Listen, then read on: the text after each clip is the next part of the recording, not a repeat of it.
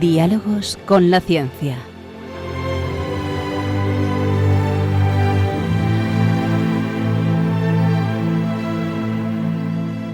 Dirigido por Javier Ángel Ramírez.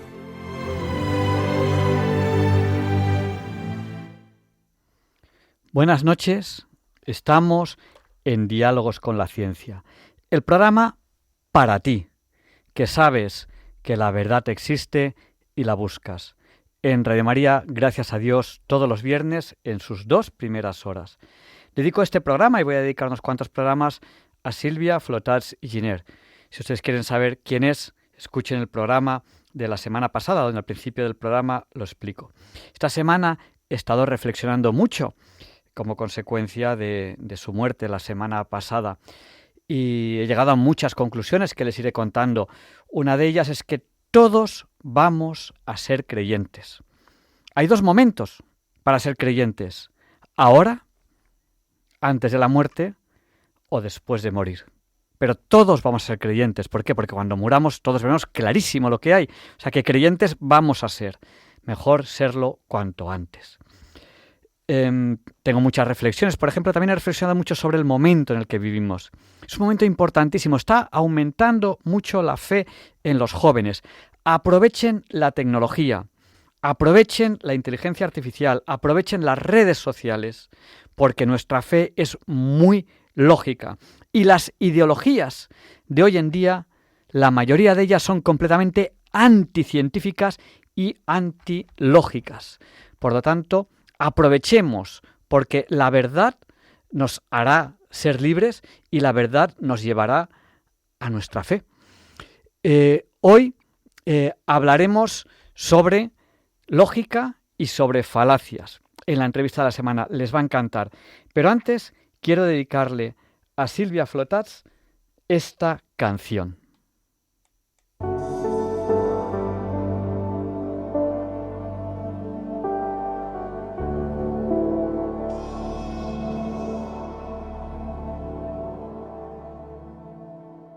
Yo te extrañaré,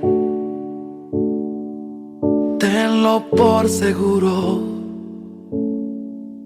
Fueron tantos bellos y malos momentos que vivimos juntos. Los detalles, las pequeñas cosas, lo que parecía no importante, son las que más invaden mi mente al recordarte. Ojalá pudiera devolver el tiempo para verte de nuevo, para darte un abrazo y nunca soltarte. Mas comprendo que llegó tu tiempo, que Dios te ha llamado para estar a su lado. Así Él lo quiso, pero yo nunca pensé que doliera tanto.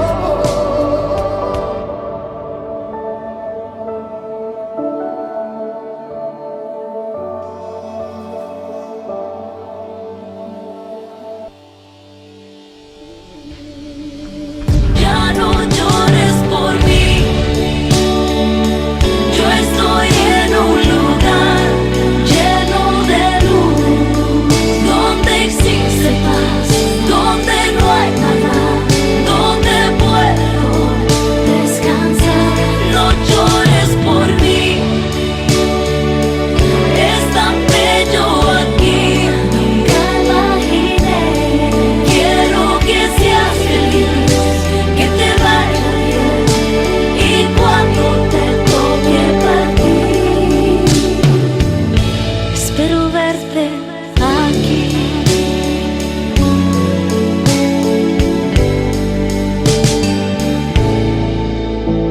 extrañaré,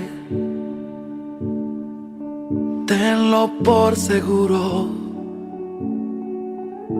¿Cómo pensar que la vida puede terminar en un segundo? La vida es polvo, puede esparcirse en un momento. Nada traíste, nada te llevarás, solo lo que había dentro. Ojalá pudiera devolver el tiempo para verte de nuevo, para darte un abrazo y nunca soltarte. Más comprendo que llegó tu tiempo, que Dios te ha llamado para estar a su lado. Así Él lo quiso, pero yo nunca pensé que doliera tanto. Ya no llores por mí, yo estoy en un lugar lleno de luz, donde existe paz, donde no hay nada, donde puedo descansar. No llores por mí, es tan bello aquí, nunca imaginé. Quiero que seas feliz, que te vaya bien, y cuando te toque partir, espero verte aquí.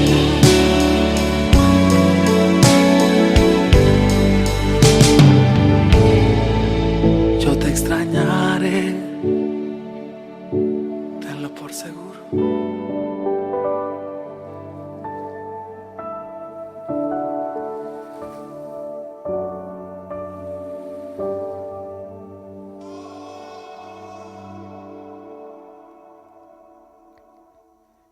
Ya es la hora Bond, tenemos que empezar la entrevista. A todos los que hemos llorado la muerte de Silvia, es evidente que ya nos dice, ya no llores por mí. Cuando yo me fui de Manresa, le dije, Silvia, volveremos a vernos. Pasaron muchos años hasta que volvimos a vernos, pero sí nos volvimos a ver. Y estoy completamente seguro que todos aquellos que deseamos volver a verla, ella lo que nos dice es lo que dice esta canción. Ella nos dice a nosotros, espero verte aquí. Y es un mensaje para todos. Todos tenemos que llegar ahí los que queremos volver a verla. Seamos mejores. Yo es que ya soy bueno. Vale, muy bien. Pues ahora vas a ser mejor. Porque siempre se puede más. Esto nos lo decían en la Escuela de Oficiales de la Armada. Allá vamos con la entrevista de la semana.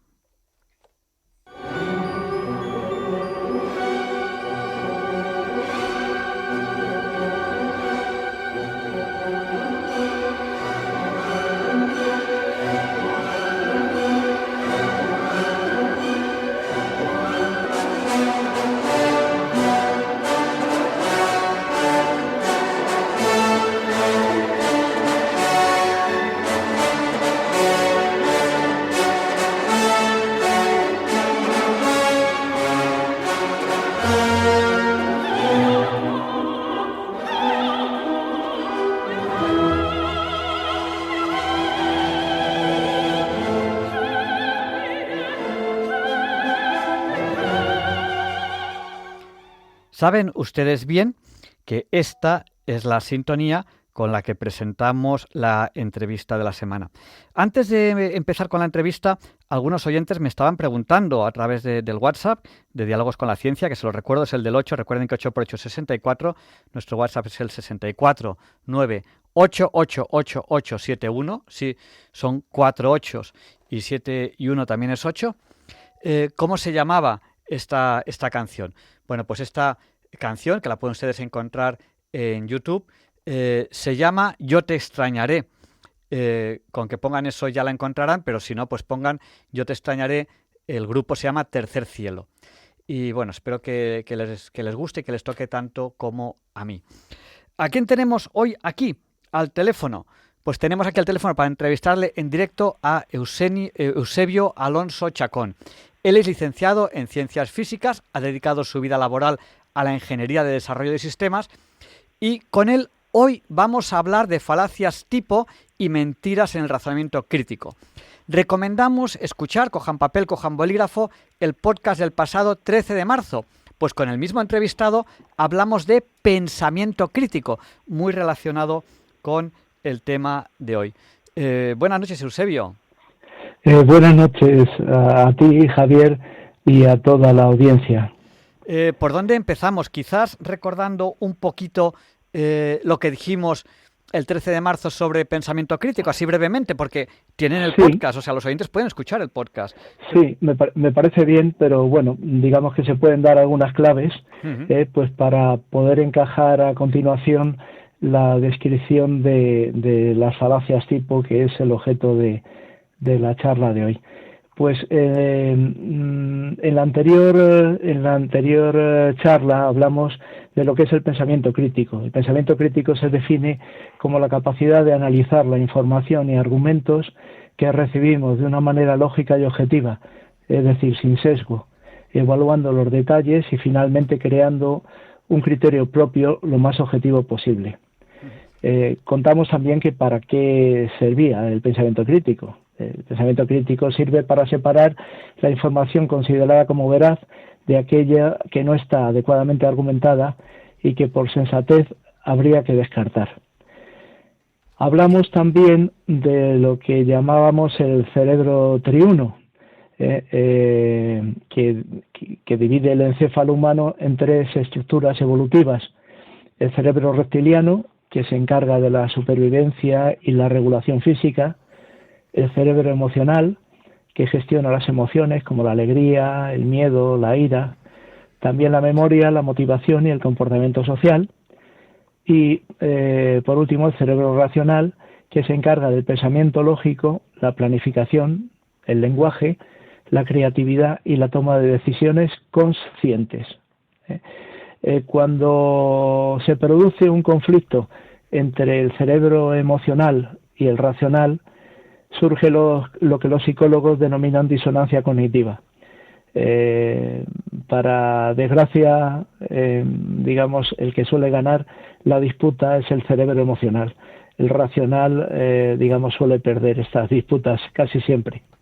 Desarrollar el pensamiento crítico ayuda a potenciar el peso del cerebro racional en la toma de decisiones, y es un poco el objetivo y el sentido que puede tener estas charlas. También hablamos de la diferencia entre dato y relato, o lo que es lo mismo entre argumento y narrativa. El argumento lógico-científico va dirigido al cerebro racional y tiene por objeto presentar la realidad observable de forma objetiva, es decir, los hechos. El relato persigue la vinculación emocional del que lo escucha mediante la estimulación del cerebro emocional. Intenta presentar una historia bien construida, lo más verosímil posible, dejando en un plano secundario la cobertura completa de los hechos.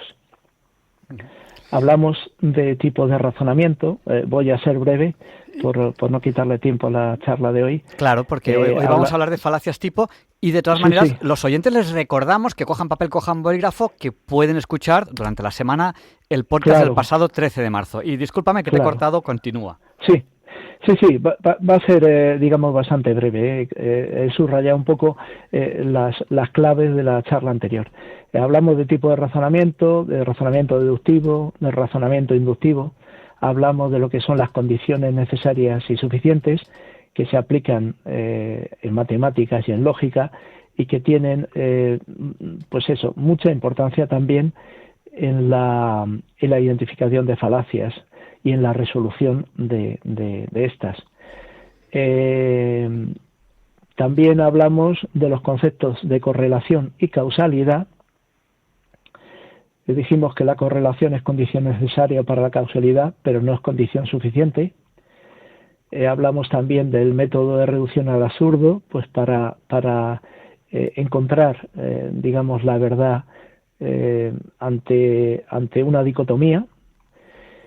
Y bueno, pusimos también algún ejemplo de eso. Y por último, hablamos de las reglas del pensamiento crítico, que son 4. Estas sí que son importantes volver a mencionarlas, o que el oyente, si le interesa el tema, vuelva a revisar el podcast. La primera regla, estas reglas las enunció en una charla dirigida a unos niños, Ortega y Gasset, en 1928. La primera regla es no creer aquello que se diga sin aportar evidencias. Es decir, hay que primar la objetividad sobre la subjetividad. La segunda regla es evitar ser contaminado por la opinión de otros. Es imprescindible procesar toda la información recibida. La tercera regla, escuchar todas las opiniones, incluso aquellas que no nos gusten. Hay que confrontar las opiniones siempre y cuando estén adecuadamente razonadas. Y por último, que en caso de que haya 2 puntos de vista sobre un asunto y no tengamos la seguridad de cuál de ellos es el adecuado, Ortega y Gasset proponía que siempre apoyásemos a la opinión minoritaria, porque con frecuencia la mayoría tiene una visión simplificada y errónea de la realidad. Entonces, ese sería el resumen de la charla anterior. Ahora, pues pasaríamos, digamos, a la descripción de la falacia. Lo primero que hay que decir es cuál es el concepto de falacia. Claro, o sea, ¿qué es una falacia? Porque tenemos en el título que le hemos dado falacias en el pensamiento crítico y mentiras. Entonces, quizá empecemos, claro, ¿qué es una falacia? Claro. Y luego lo distinguiremos de lo que es una mentira. Exactamente. Una falacia es un razonamiento inválido, engañoso o erróneo, que aparenta ser válido y convincente. Sin embargo, es una construcción lógica defectuosa. Se utiliza en la argumentación para persuadir, a menudo manipulando premisas débiles o falsas, aunque puedan ser accidentales, es decir, hay falacias que uno inconscientemente construye, es decir, no se da cuenta de que son unas falacias y las cuenta como si fueran una argumentación válida, pero la mayor parte de las veces suelen ser malintencionadas, es decir, se usan para engañar. Entonces, son comunes en política y en publicidad. La falacia, por distinguirla de la mentira, la falacia afecta a la lógica de una argumentación, mientras que la mentira afecta a la veracidad de una afirmación. Es decir, la falacia agrede, por decirlo así, a la ética. A la lógica, y la mentira agrede a la ética. Bueno, pues si quieres pasamos ya directamente a hablar de las falacias. Hay unas cuantas, es decir, yo... Claro, o sea, porque el título de hoy era tipos de falacias. Entonces tenemos bien claro que es una falacia. Yo me he quedado en que es un razonamiento inválido y tiene un defecto el razonamiento. Entonces, eso es. ¿Qué ocurre? Que el defecto es como cuando uno se compra un pantalón y dice, uy, qué bonito, y no se da cuenta en la tienda y luego, ahí va, pero si tiene aquí un defecto, tarda tiempo en darse cuenta. Entonces, cuando digamos, oigamos o nosotros razonemos algo que parece verdad, hay que pensarlo, dejarlo reposar y con el tiempo darse cuenta si tiene todo el razonamiento que debería tener detrás. Claro, el problema es que muchas veces cuando te das cuenta ya es demasiado tarde. Claro. ese es el problema. Bueno, digamos que las falacias aplican a argumentaciones. La argumentación es lo que hablábamos los que somos del plano antiguo, es decir, yo nací en el 56 y entonces pues cuando estudiaba filosofía hablaban de silogismos, es decir, era una construcción lógica en donde existían unas cuantas premisas y esas premisas derivaban en una conclusión. Entonces, la primera división de las falacias se hace entre falacias formales, en donde el problema es que, aunque las premisas puedan ser válidas no pueden soportar una conclusión válida, es decir, son premisas que tienen posiblemente su validez, pero no aportan nada a la hora de validar la conclusión. Luego estarían las falacias no formales, en donde el problema está en las premisas, que las premisas no, digamos que son erróneas, es decir, en significado o en contenido. Con lo cual, digamos, si parte de una premisa errónea, evidentemente la conclusión también tiene que serlo. Es decir, Claro. un error en la premisa desmonta todo el razonamiento. Eso es así. Entonces, entre las premisas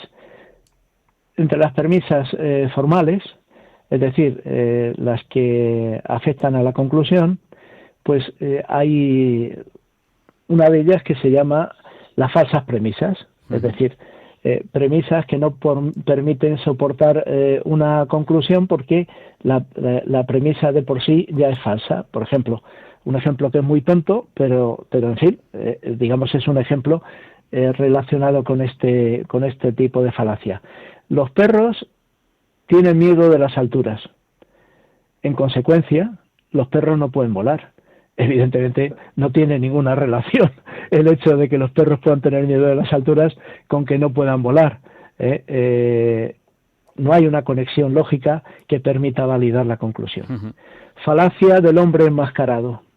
Estas son falacias tipo que están muy estudiadas, es decir, aquí yo no me invento nada, hay muchas, incluso ya veremos que provienen incluso de tiempos de los romanos, que no eran ni muchísimo menos tan tontos como podemos imaginar. O sea, realmente la civilización actual se basa en Roma y en Atenas, es así.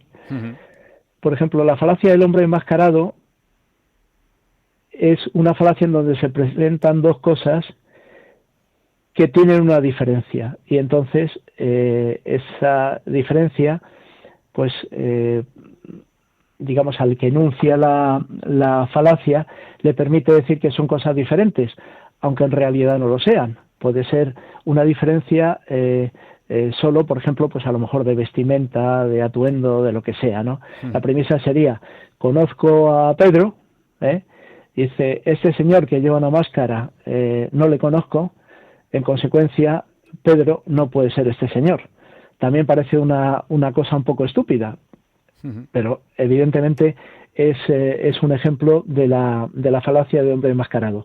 Posiblemente haya muchas más interesantes, pero esta lo ilustra adecuadamente. La lógica cuantitativa es cuando utilizamos en una argumentación las palabras todos o ninguno. Por ejemplo, todos sabemos que la mejor pizza que se hace en España la hace Gundin Salvo, por ejemplo. Es decir, ya estamos intentando condicionar, digamos, al oyente de que esa pizza es la mejor. Es decir, todos lo saben, ¿cómo no lo sabes tú? ¿Entiendes?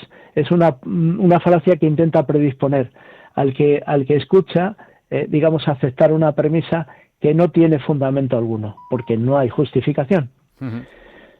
Entre las falacias no formales estaría la falacia por accidente, que es una excepción a la regla, cuando se intenta aplicar una regla general a todas las situaciones, cuando en realidad existen claras excepciones. Dice, por ejemplo, dice, yo no me atrevería nunca a hacer daño a una persona. Dice, esa es la razón por la que nunca sería cirujano. En fin, el cirujano no busca hacer daño al paciente, sino curarlo, pero es verdad que tiene que utilizar el bisturí. Entonces, la falacia por accidente es, digamos, aquella que intenta aplicar una regla general cuando existen excepciones. La falacia ad hominem, es decir, ataque a la persona en lugar de la argumentación. Imaginemos, por ejemplo, que está en un debate y le dice, pues yo que sé, un político a otro le dice, usted ha vivido siempre en una ciudad, las cosas de la agricultura están lejos de su comprensión. En fin, digamos, no hay fundamento por el hecho de que haya vivido en una ciudad, pues puede ser una persona, digamos, con amplios conocimientos de agricultura, o que de alguna manera pues ha visitado regiones agrícolas o se ha documentado adecuadamente. Pero Sí, bueno, eso o ya es una forma... que haya estudiado ingeniería agrónoma. Claro, claro. Pero es una forma, digamos, es el ataque a la persona, no al argumento. Es decir, ya cuando se ataca a la persona en lugar del argumento, sospecha. Claro, usted está leyendo, por lo tanto lo que dice es una tontería. Claro. La falacia que los romanos llamaban adverecundian, que es la referencia a la autoridad. En lugar de presentar evidencias o razonamientos sobre algo, se vincula la veracidad del argumento a una autoridad que la defiende. Por ejemplo, esta celebridad, fulanito de tal, pues vota al partido A. Dice, está comprobado que es inteligente y famoso. Entonces, yo votaré al partido A en las próximas elecciones. Es decir,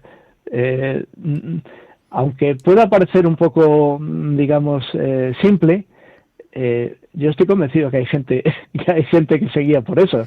Sí, yo voy a comentar una anécdota. Un día discutiendo con un amigo, me decía, no, pero esto es así. Digo, ¿y por qué? Dice, porque ha salido por la tele Ramoncín y lo ha dicho. Claro, y digo, pero este señor es cantante, estamos hablando ahora mismo de filosofía. Claro, pero muchas veces pues la gente se apoya en gente famosa o famosilla, o lo ha dicho la tele. O lo ha dicho la tele, exactamente, sí. O lo he visto en una película, cuidado, que claro. yo muchas veces alguien me ha dicho, no, es que esto es así porque lo he visto en una película, pero oiga.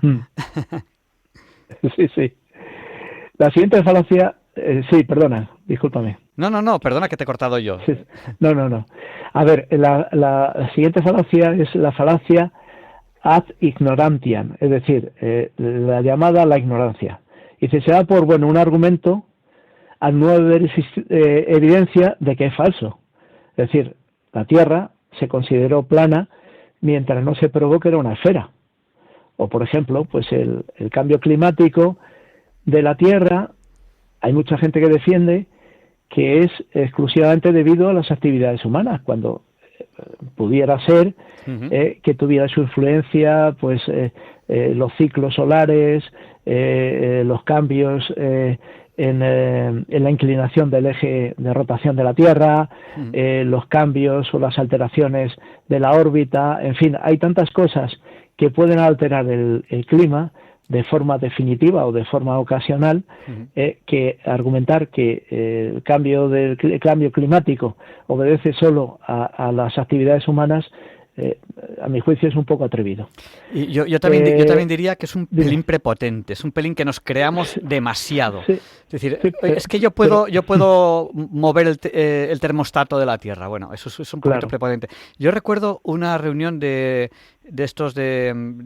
muchos presidentes mundiales que al acabar la reunión dijeron, vamos a bajar la temperatura de la Tierra, me parece que dijeron 2 grados. Digo, pero esta gente, ¿qué prepotencia? O sea, ¿se creen que tienen el termostato? ¿O es una prepotencia? Vamos a bajar la temperatura. Pero, ¿de verdad? A ver, no son capaces de bajar el precio del aceite, imagínate si van a ser capaces de bajar la temperatura de la Tierra. O sea, yo creo que eso no se tiene en pie. Lo que pasa es que evidentemente, si te das cuenta, el hecho de echar la culpa del cambio climático a la actividad humana es digamos, la única opción con la que se puede hacer caja. Claro. ¿Entiendes? Claro, porque si imagínate que nos damos cuenta que el sol está muy malito, ¿qué vamos a hacer? ¿Vamos a mandar ahí a alguien, como decía el chiste, de noche para que no se quemen al sol para ver si lo curan? O sea, no tendría ningún sentido. En fin, que tampoco quiero entretenerme demasiado en esto, porque seguro que es un tema polémico. Yo ahora cuando han vuelto a la Luna, que volvieron justo en Semana Santa, que es luna llena, digo, claro, han ido en luna llena porque así no fallan. Porque claro, si falta un trozo, a lo mejor... Así no caen en el hueco, eso. Claro. A ver, la siguiente sería la falacia ad misericordiam. Todas estas que tienen un nombre en latín es que ya son de muy antiguo, ¿sabes? Claro. Que es apelar a la piedad, ¿sabes? busca explotar la respuesta emocional de la audiencia en lugar de enfrentar el hecho con seriedad. Es decir, imaginemos que, pues no sé, yo he preparado aquí 2 ejemplos. Uno sería que una persona va a quejarse al profesor, dice, necesito pasar el examen, dice, porque si no voy a perder la beca. ¿Vale? Yo tengo muchos alumnos que me dicen eso, muchísimos. Claro. Entonces, evidentemente, si digamos, recurres a la piedad, pues está siendo injusto con los que realmente se han currado el curso, ¿verdad? Sí. Es así. El otro ejemplo sería, por ejemplo, pues uno de actualidad, que es el otro día hoy, que querían tramitar la legalización de inmigrantes irregulares que están en prisión provisional, con la argumentación de que era para darles una mejor oportunidad de cambiar sus hábitos delictivos. Bueno. Claro, en fin, yo eso no lo entiendo muy bien, ¿entiendes? Por esa regla de 3, pues podemos legalizar a Jack el Destripador. No sé qué función social puede tener, pero bueno, ya puestos a apelar a la piedad, pues lo que uno quiera. El siguiente sería el lenguaje emotivo, que se manipulan las emociones del receptor para que triunfe la argumentación en ausencia de evidencias. Aquí me vas a permitir la licencia de utilizar un nombre de los que mencionaba Santiago Segura en su última película. Dice, sería, por ejemplo, Nox es fascista, es un partido fascista. He dicho Nox, Dice, impidamos... Vamos a intentar que luego no nos riñan. Ya, bueno. Bueno, en fin, X es un partido fascista. Sí. X es un partido fascista. Impidamos que mantenga un mitin, de cualquier manera. Entonces, claro, esto no se tiene en pie, porque el que haría gala de comportamiento fascista sería quien intente impedir la libre manifestación de los demás. Claro. Pero desgraciadamente este enfoque es más normal de lo que nos pensamos. Es decir, hay gente que no puede poner una mesa informativa en la calle porque les apedrean, ¿entiendes? En fin.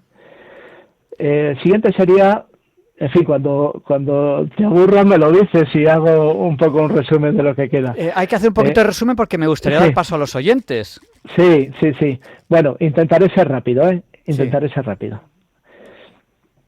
Vamos a ver. El siguiente es el argumento circular. En esta falacia se presenta cuando la conclusión y algunas de las premisas dicen prácticamente lo mismo. Por ejemplo, la gente con más dinero es más feliz porque pueden comprar cosas y eso les hace más felices. O sea, en fin, digamos, hay un argumento circular que de alguna manera destroza la falacia. La falsa dicotomía. Se presentan 2 opciones opuestas como únicas posibilidades. Claro. Por ejemplo, te puedes quedar o venir con nosotros.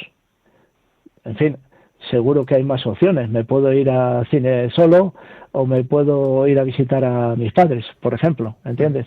Pero esa sería una falsa dicotomía. Falacia de composición. Asume que lo que es cierto para una parte de un conjunto también lo es cierto para todo el conjunto. Por ejemplo, pues van a jugar un partido de dobles 2 buenos jugadores de tenis, pero buenos jugadores cuando juegan solos. No puedes asumir que jugando en equipo pues van a tener los mismos resultados que cuando juegan solos, porque tienen que tener otras habilidades o presentar otras habilidades distintas. Falacia de división, que es un poco la contraria, que se supone que si una composición es buena, todos sus componentes también lo son. Yo qué sé, pues los ingleses son buenos jugando al fútbol. John es inglés, luego John juega bien al fútbol. Pues hombre, pues no lo sabemos. En fin, es una falacia bastante evidente también. La falsa relación causa-efecto. cuando se supone incorrectamente que un evento causa otro sin que haya suficientes evidencias. Esto también es para nota. Dice, cada vez que saco mi paraguas, llueve. Dice, voy a dejarlo en casa para que salga el sol. Claro. No puede haber una tontería más gorda. Pero es una falacia que podemos encontrar muchas otras. Esa que hemos hablado fuera de antena, pues también pertenecería a este caso, ¿sabes? Claro. Pues, ¿abrimos el micrófono a los oyentes o nos queda alguna? Como quieras. Me quedan, vamos a ver, 1, 2, 3... Bueno, si son 3 rapiditas, y ya a continuación damos paso a los oyentes. ¿Qué pueden ir llamando ya? Pueden ir llamando ya. Les voy a decir el número. Fenómeno. Cojan papel, cojan bolígrafo. Si quieren participar después de estas 3 falacias que van a durar nada, tienen que llamar al 91 005 94 19. Se lo repito, por si no tenían a mano papel o bolígrafo. 91 005 94 19. Vayan llamando ya, porque queda poquito tiempo y nos quedan 3 falacias que vamos viendo mientras tanto. Sí, por ejemplo, una de ellas sería el estereotipado. Se asume una generalización con los miembros de un determinado grupo. Por ejemplo, pues yo qué sé, pues una persona puede decir, señores, a la izquierda tiene el baño de caballeros para los doctores y el de señoras para las enfermeras. En fin, pues digamos, hay doctores que son mujeres y a lo mejor hay señores que son enfermeros. Pero bueno, ya es una generalización que estereotipa. Por ejemplo, pues el tema de la trivialización, que este también es importante, en que se hace una simplificación de algo complejo con intención de conseguir la aprobación de la audiencia a la que se le presenta esa tesis. Por ejemplo, pues en España la natalidad está por debajo de la tasa de reemplazo. Si queremos que el sistema de pensiones se sostenga a medio y largo plazo, necesitamos a la inmigración. Conclusión: cualquier inmigración que venga a España debe ser bien recibida. Pues en la argumentación se idealiza a la inmigración recibida. Es decir, se supone que nadie viene a delinquir, que todos vienen a trabajar, que son perfectamente integrables culturalmente, que el balance económico va a ser positivo, que el sistema va a recibir más de lo que el sistema les entregue, etcétera, etcétera. Entonces, bueno, pues hay gente que no se da cuenta que para emprender determinadas acciones o actividades sociales, pues se requiere dinero. Y claro, ese dinero tiene que salir de alguna parte. Bueno, de todas formas, para que no nos riñan, vamos a usar ejemplos que no sean tan actuales. Ya, bueno. ¿Tenemos ya alguna llamada a la espera? ¿Nos queda alguna más? Bueno, nos quedan más, pero yo si quiere lo dejamos aquí porque creo que eran las más interesantes. Vamos a dar paso a Susana. Adelante, Susana, el micrófono es suyo. Nos ha llamado usted nos ha llamado usted al 91 005 94 19. Adelante, que le he cortado. No, nada, pues que quería decir que me está gustando mucho esto de las falacias porque es una manera como de que te das cuenta a veces de cosas que, o sea, que te levanta la mente, vaya, o sea, como que te ha abierto la mente en algunas cosas. Y esto que dice de que a veces sale en la tele o tal, es verdad, digo yo a veces, qué falta de crítica tiene la gente, o sea, que no tienen capacidad crítica para debatir lo que están diciendo. Susana, yo le voy a hacer una reflexión. A mí me mosquea mucho, es una forma de hablar esto de mosquea, perdonen, cuando todo el mundo hace el mismo razonamiento para partir del mismo sitio y llegar al mismo sitio. Y pones 5 programas a la televisión y las 5 personas que salen dicen el mismo razonamiento. Digo, uy, aquí hay gato encerrado. Y le voy a decir otra cosa a todos los oyentes.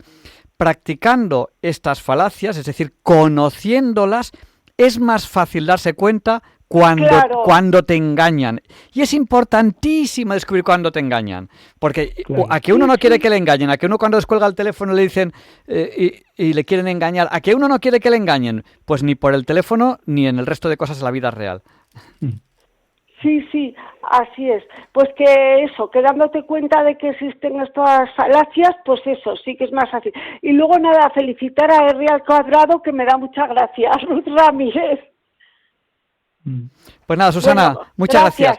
Vamos a dar paso a la siguiente llamada, que nos ha llamado al 91 005 94 19. Nos llama Mauro desde la isla de La Palma. Adelante, el micrófono es suyo. Buenas noches, Javier Ángel. Y lo único que te voy a pedir es brevedad, porque tenemos muy poquito tiempo.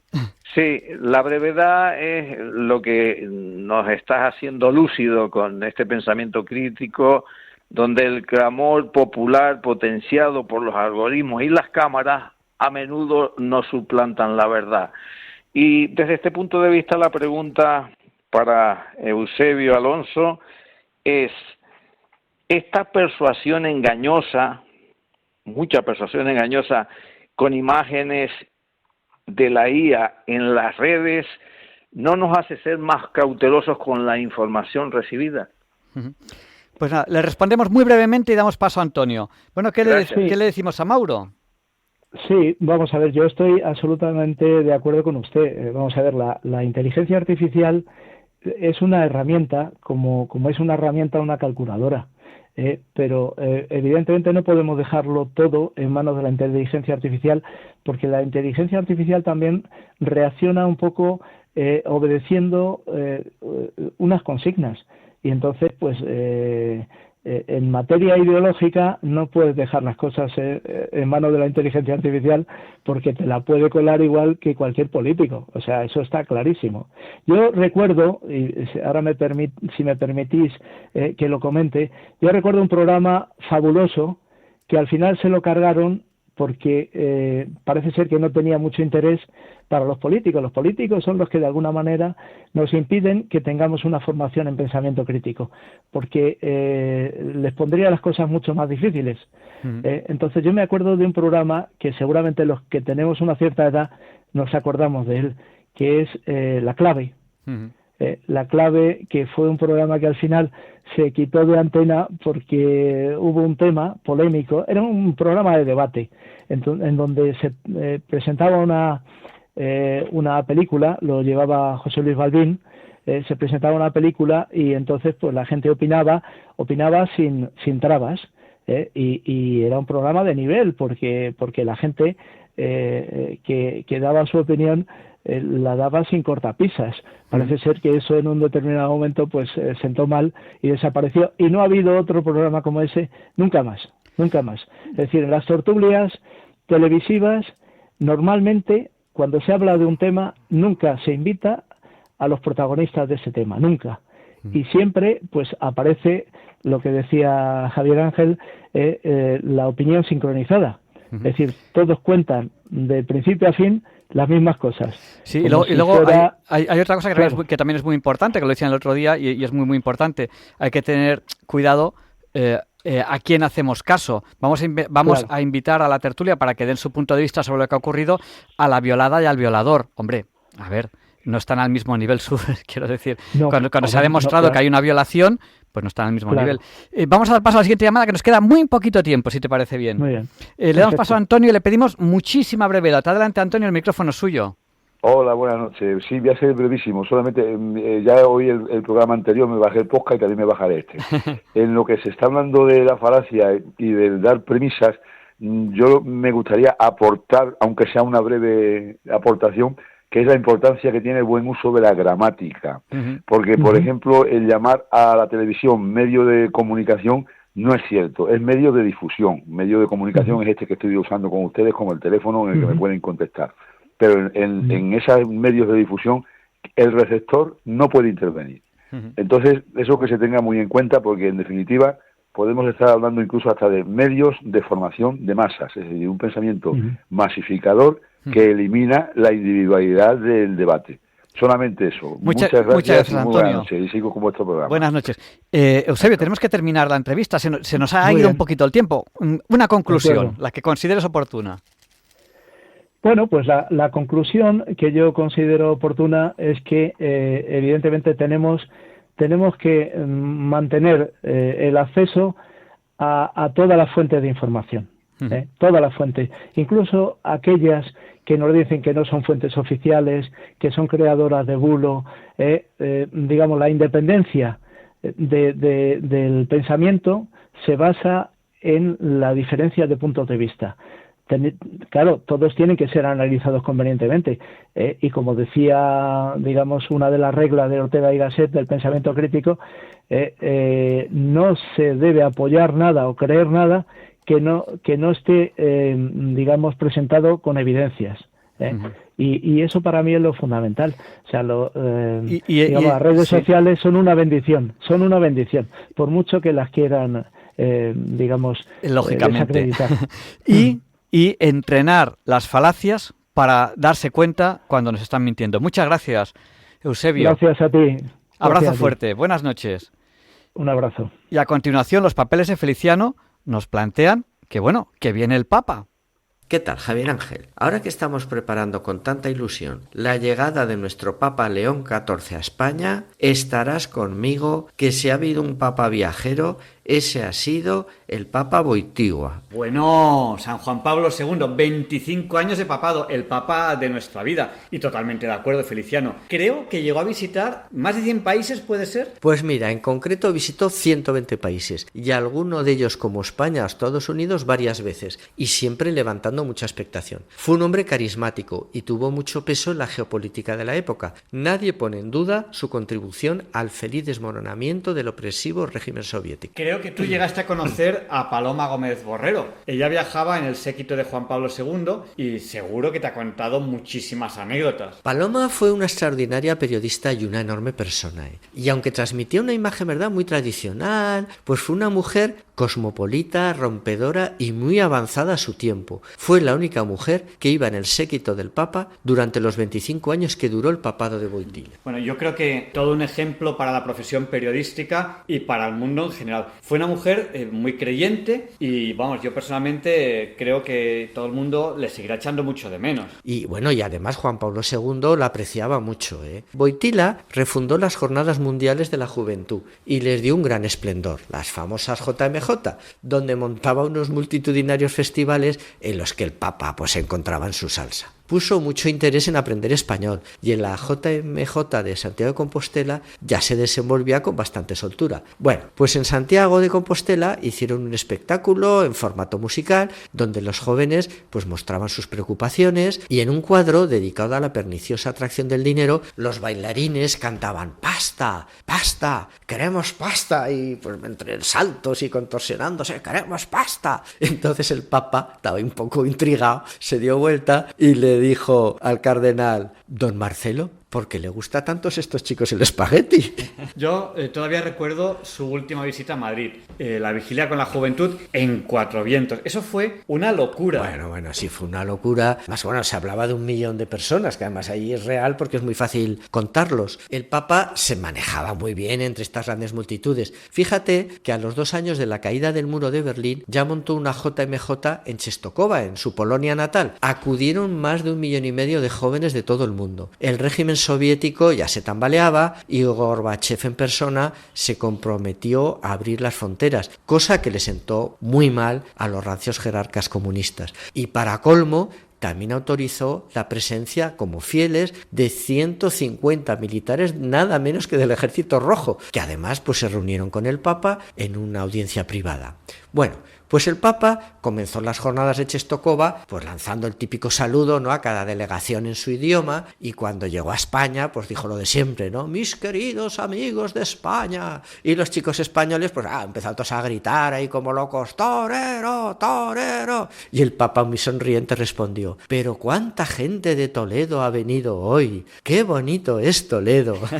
Esta JMJ de Czestochowa fue antes, después de lo de Madrid. ¿Cuándo fue? No, lo de Madrid fue mucho después, fue ya en mayo del 2003. A mí me dijo Paloma que el Papa ya estaba muy deteriorado y sabía que iba a morir pronto y que por eso quería venir a despedirse de España. De la tierra de María, como llamaba él. Claro, porque es que Juan Pablo II quería mucho a España. Llegó a venir 5 veces y ciertamente valoraba la aportación de nuestra nación a la Iglesia, tanto la de los místicos como la de la evangelización de América. Sus consejeros le dijeron que no podía venir, que no viniera, que no podía ser, que era todo muy precipitado, que eran muy malas fechas, que hacía mucho calor para su salud y que además los jóvenes pues estarían de exámenes y que se corría un verdadero riesgo de que hubiera un pinchazo, ¿no?, en la vigilia de la juventud. Pero Juan Pablo II dijo que venía y que venía. Y vino.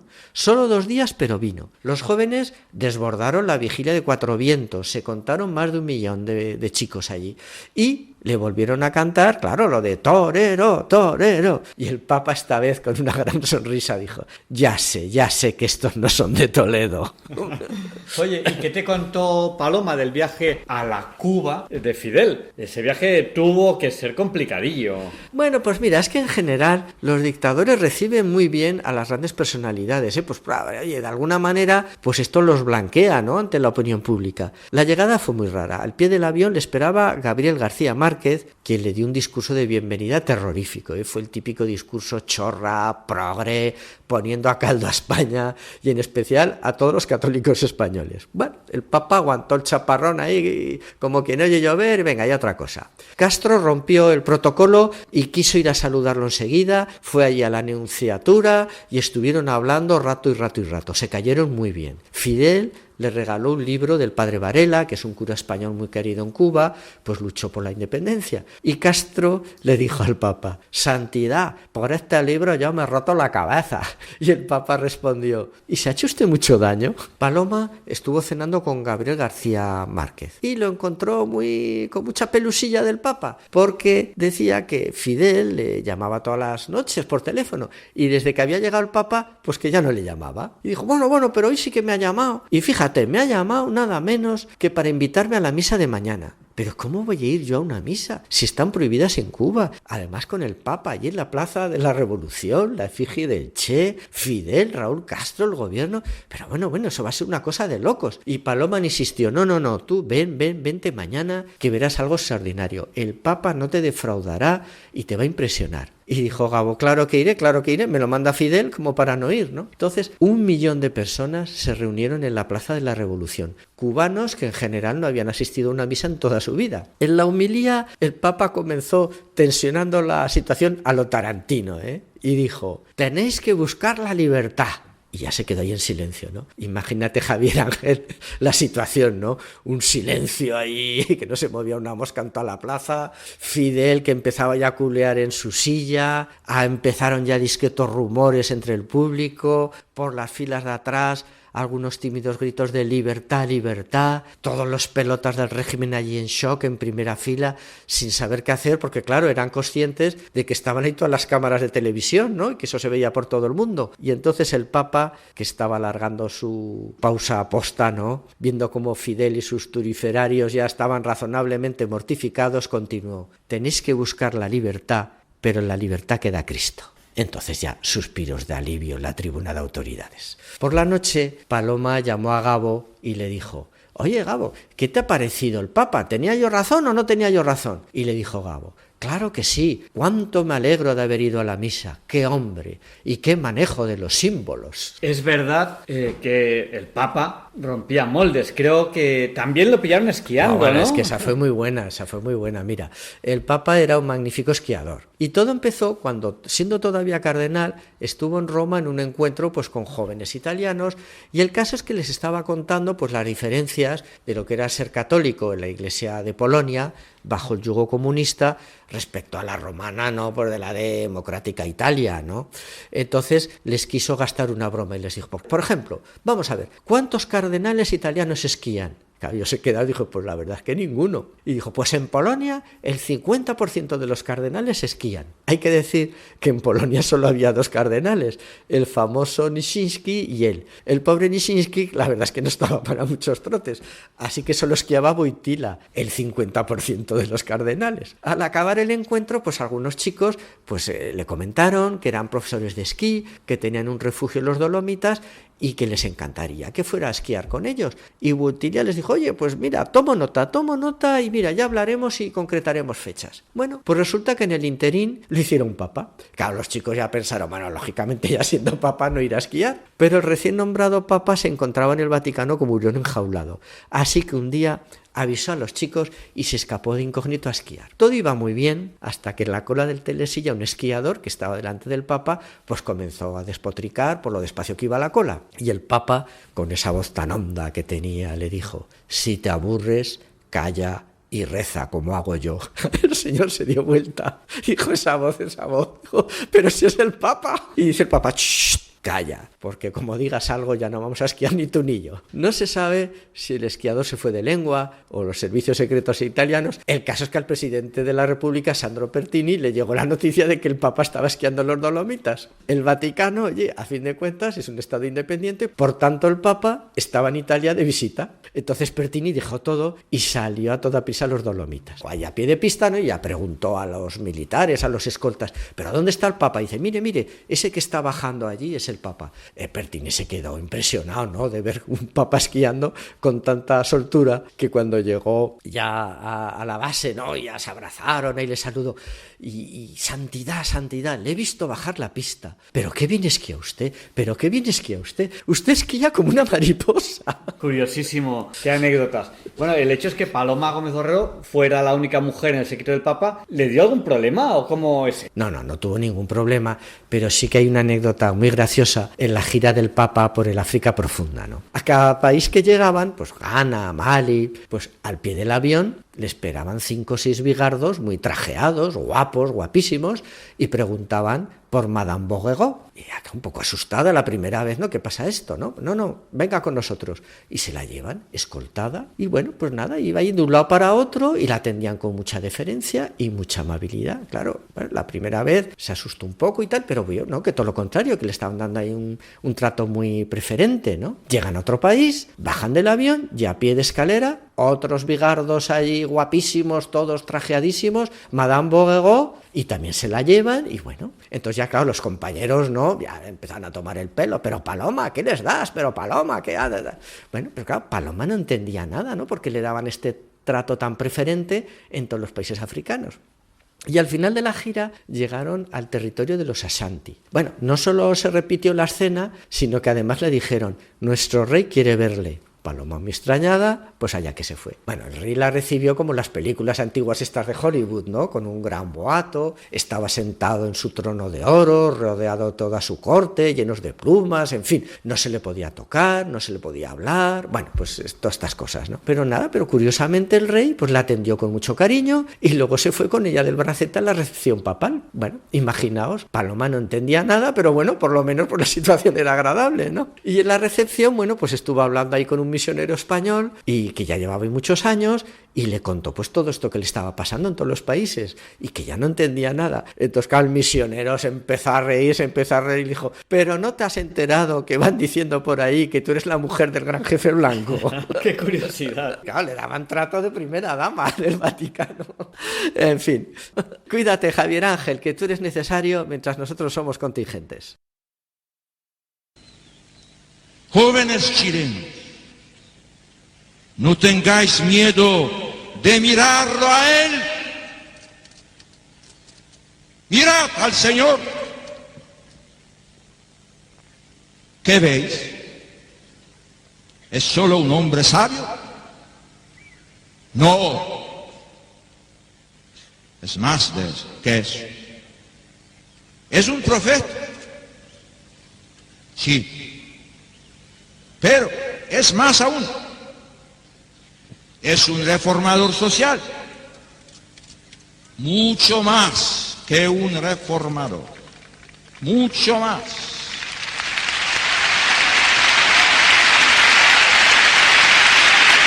Mucho más.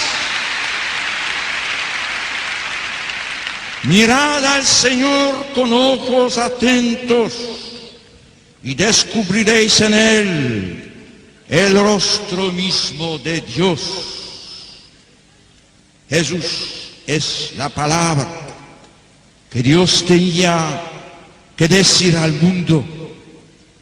Es Dios mismo que ha venido a compartir nuestra existencia, cada una.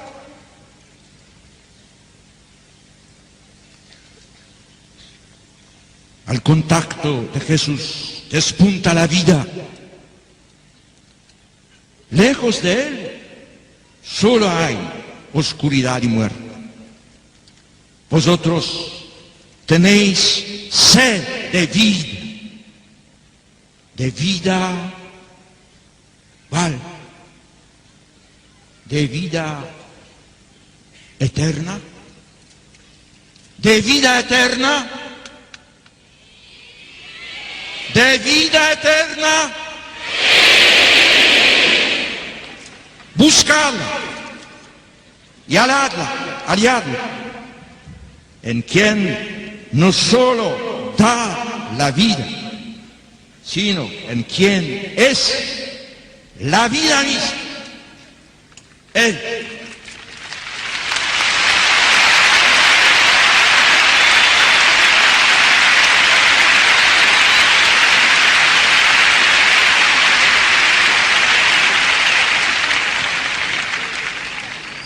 Este es, amigos míos, el mensaje de vida que el Papa quiere transmitir a los jóvenes chilenos. Buscar a Cristo, mirar a Cristo, vivir en Cristo. Este es mi mensaje. Vaya voz, y con la esperanza de volver a escuchar esa voz en directo, cuando lleguemos al cielo, Leonardo Daimiel Pérez de Madrid presenta la sección Pensar y Sentir.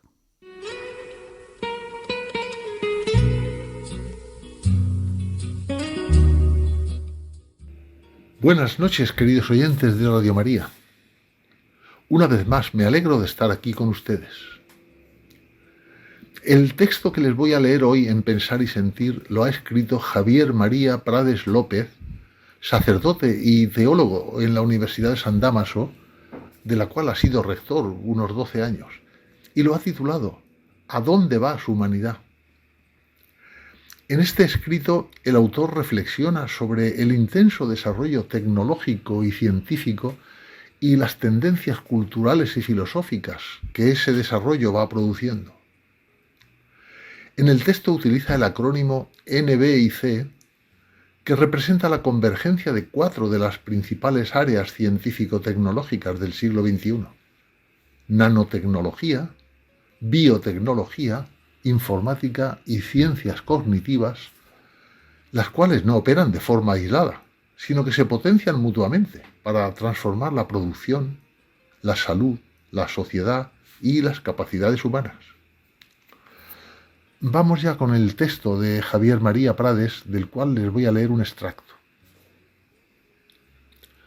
La vertiginosa aceleración tecnológica y los hitos de la ciencia contemporánea despiertan un asombro justificado ante las capacidades de la humanidad. Sin embargo, esa admiración convive con un sentimiento de incertidumbre no menos profundo. La fragilidad a la que estamos expuestos se hace patente continuamente. Por ejemplo, lo vimos durante la pandemia.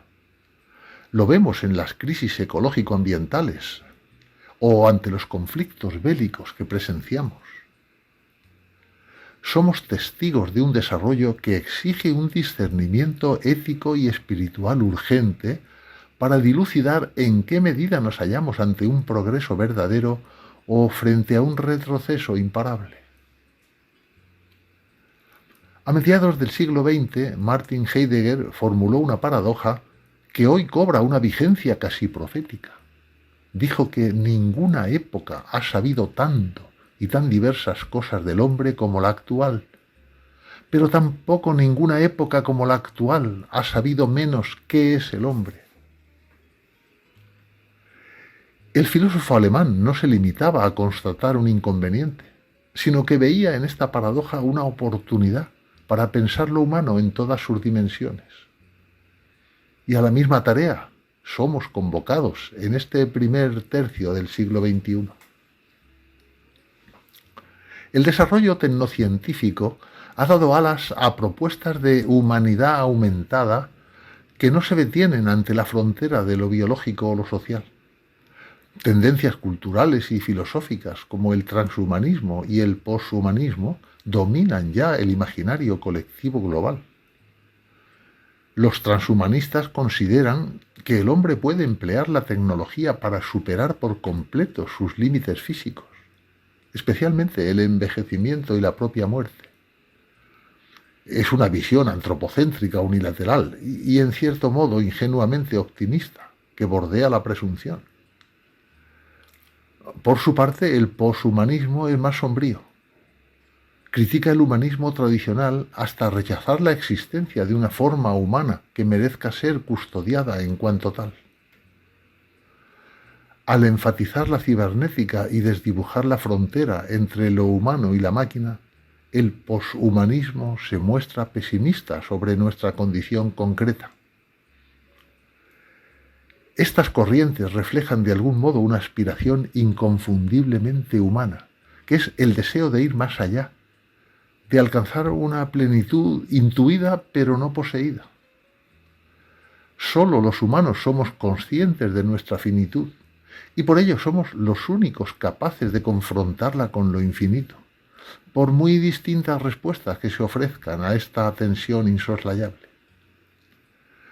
Pero ambas obligan a preguntarse si este afán por alcanzar algo sobrehumano no desembocará más bien en lo inhumano. El asunto no reside en el anhelo de superación, que todos compartimos, sino en la pretensión de llevar a cabo el imperativo que decía Nietzsche: yo os enseño el superhombre. El hombre es algo que debe ser superado. Sin duda hoy disponemos de recursos que modifican la comprensión de nosotros mismos. A diferencia de otros saltos tecnocientíficos, ya no se trata de meros instrumentos supuestamente neutrales que se pueden usar bien o mal. La convergencia NB-IC constituye un entorno de vida que moldea y altera nuestras relaciones fundamentales con la naturaleza, creando la ilusión de que dejaremos de depender de las leyes físicas y biológicas, con los demás, sustituyendo el calor de la comunidad viva por una conexión global, fría e impersonal, con nosotros mismos, reduciendo la identidad humana a un conjunto de datos optimizables, y con Dios eclipsando el misterio humano y divino bajo el deslumbramiento de la autofundamentación tecnológica. A medida que delegamos el conocimiento en la IA, se debilita el saber crítico y es frecuente excluir del canon del conocimiento todo aquello que el algoritmo no pueda procesar a gran velocidad, como los porqués filosóficos o religiosos. También están a la vista las oportunidades. La teología contemporánea invita a acompañar el desarrollo desde un humanismo que lo convierta en verdadero progreso. Entre otros, un paso decisivo es recuperar la memoria de la vida personal y social, que desciende hasta esa irreductible y misteriosa profundidad de la conciencia, en la que se distiende el tiempo, pasado, presente y futuro, frente al instante de lo efímero, que no tiene raíces ni futuro. En nuestra época en la que media humanidad vive en megalópolis hiperconectadas, es importante cuidar las tradiciones vivas de las familias y los pueblos, para que no sean sustituidas por una conexión anónima en la infosfera global. La Comisión Teológica Internacional, en su reciente documento Quo Vadis Humanitas, llama a colaborar con los representantes de los saberes, de las ciencias y las artes en un esfuerzo común para plasmar una humanidad integral. Hace unas semanas, en un foro con líderes del sector informático a nivel mundial, en el que tuve el honor de participar, uno de los expertos de la revolución digital nos lanzó una pregunta estimulante a los teólogos. ¿Cómo pueden ustedes comunicar lo que están diciéndonos aquí y ayudar a los ejecutivos de las grandes tecnológicas a descubrir esta riqueza de la experiencia humana? Es decir, no rechazó la propuesta cristiana. Se preguntó cómo hacerla llegar a los centros de poder tecnológico y económico. Han pasado 60 años de la clausura del Concilio Vaticano II y la teología sigue proponiendo este trabajo interdisciplinar para el bien común. Termina así este texto escrito por Javier María Prades López. El mundo necesita un desarrollo integral y solidario de todo el ser humano y para todos los seres humanos. Y sólo así podremos vivir según esa estatura infinita que nos sostiene y alienta nuestras limitaciones. Como hizo Ulises con sus compañeros, Dante nos indica el camino cuando escribe: pensad en vuestra naturaleza, No fuisteis hechos para vivir como los brutos, sino para alcanzar virtud y conocimiento. Luis Antequera nos explica por qué hoy no es un día cualquiera. It's a lovely day today, and whatever you've got to do, I'd be so happy to be doing it with you. But if you've got something that must be done, and it can only be done by one, there is nothing more to say, except it's a lovely day for saying it's a lovely day.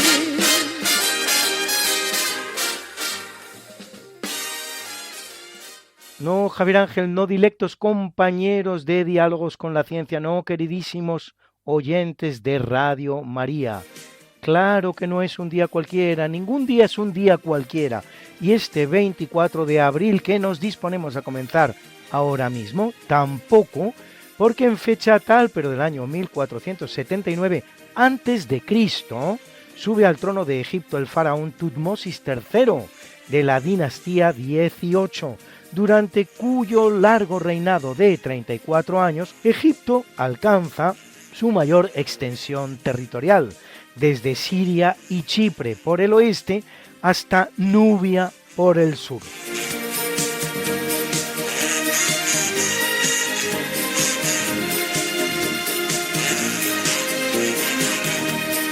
En el año 1184 a.C., según la leyenda, los griegos entran en la ciudad de Troya, utilizando la famosa treta del caballo de Troya, un gran caballo de madera que dejan a las puertas de la ciudad y que los troyanos introducirán en ella por pura curiosidad, sin percatarse de que iba lleno de soldados griegos, los cuales abrirán las murallas de la ciudad desde dentro, propiciando así la entrada del ejército griego. La treta es relatada en dos de las grandes obras de la literatura clásica, la Odisea de Homero, en sus capítulos cuarto y séptimo, y la Eneida de Virgilio.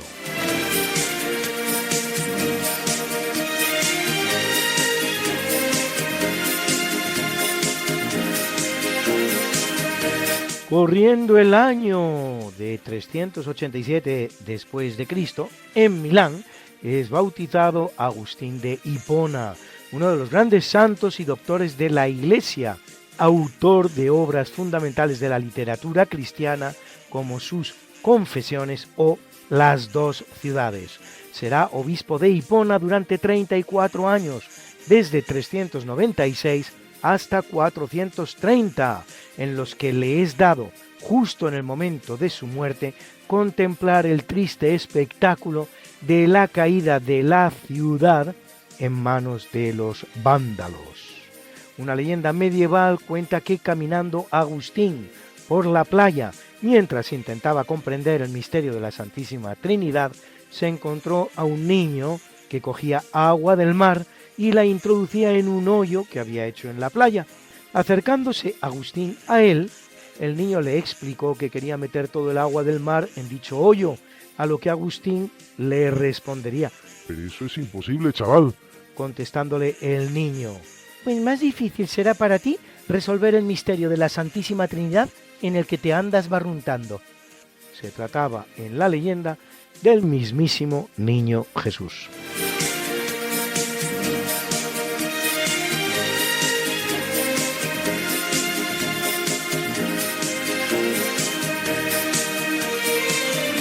En el capítulo siempre fecundo de la conquista, colonización y evangelización de América por los españoles, que va a permitir a los indígenas americanos el tránsito del Neolítico al Renacimiento en apenas 2 generaciones, un tránsito que a los europeos había costado 7.000 enteros años, en 1532 el rey Carlos I le concede el título de ciudad a la villa de Antequera de Oaxaca, que hoy se conoce como Oaxaca de Juárez, con más de 4 millones de habitantes en la actualidad. De Antequera de Oaxaca vendrá precisamente a España la famosa cochinilla, insecto que produce el tinte rojo más apreciado del mundo durante muchos siglos, traído, lo que son las casualidades, por Juan Bautista Antequera, padre del que luego será el insigne almirante Antequera, primer marino en la historia en dar la vuelta al mundo en un barco acorazado.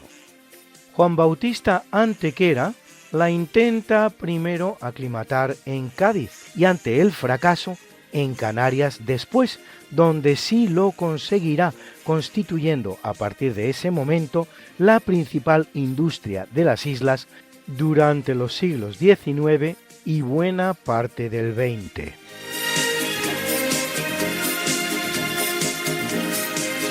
En 1534, Francisco Pizarro funda la ciudad de Jauja, con 30.000 habitantes al día de hoy, primera capital del Perú que acaba de conquistar, un imperio de 2,5 millones de kilómetros cuadrados.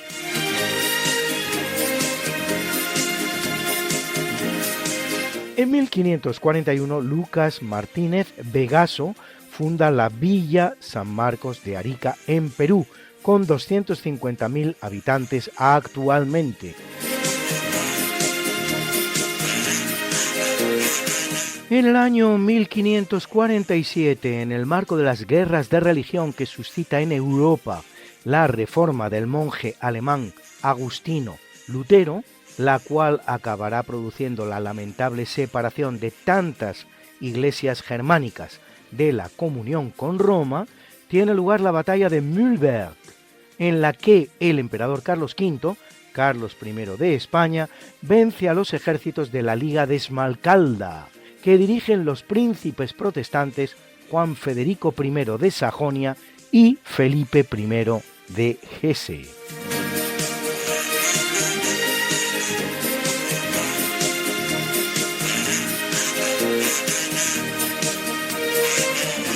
En 1817, en Karlsruhe, en Alemania, Karl Drais da a conocer la Laufmaschine, o máquina de correr por su traducción al español, llamada también velocípedo o dresina o draisiana, en honor a su inventor, primer prototipo de bicicleta, aunque aún sin pedales. La primera bicicleta con pedales se debe al escocés Kirkpatrick Macmillan, que la crea en el año 1839, una copia de cuyo prototipo se exhibe en el Museo de Ciencias de Londres. El modelo, nunca patentado, será copiado 7 años más tarde por el tonelero, también escocés, Gavin Dalzell, considerado durante mucho tiempo el inventor de la bicicleta.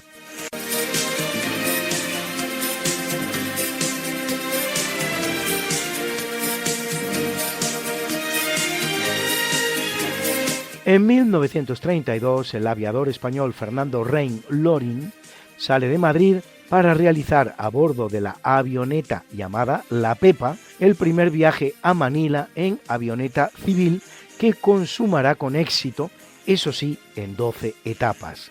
La avioneta había sido fabricada por Construcciones Loring y despegará desde el aeródromo Loring en Cuatro Vientos, Madrid, lo que da cuenta del poderío de la familia a la que pertenecía el aviador, los Loring, provenientes de los Estados Unidos y afincados en España desde 1800. No era, no obstante, el primer vuelo Madrid-Manila realizado hasta entonces, honor que cabe a Eduardo Gallarza, Joaquín Loriga y Rafael Esteve 6 años antes. Eso sí, no en avioneta civil, como Fernando Rein Loring.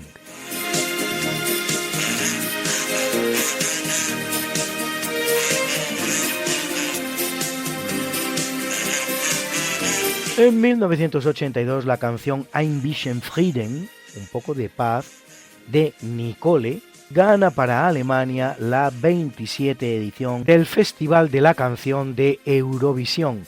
En la época dorada y ya algo lejana de Eurovisión, en la que se presentaban canciones bonitas y ganaba el concurso la más bonita de todas. Ein bisschen Frieden.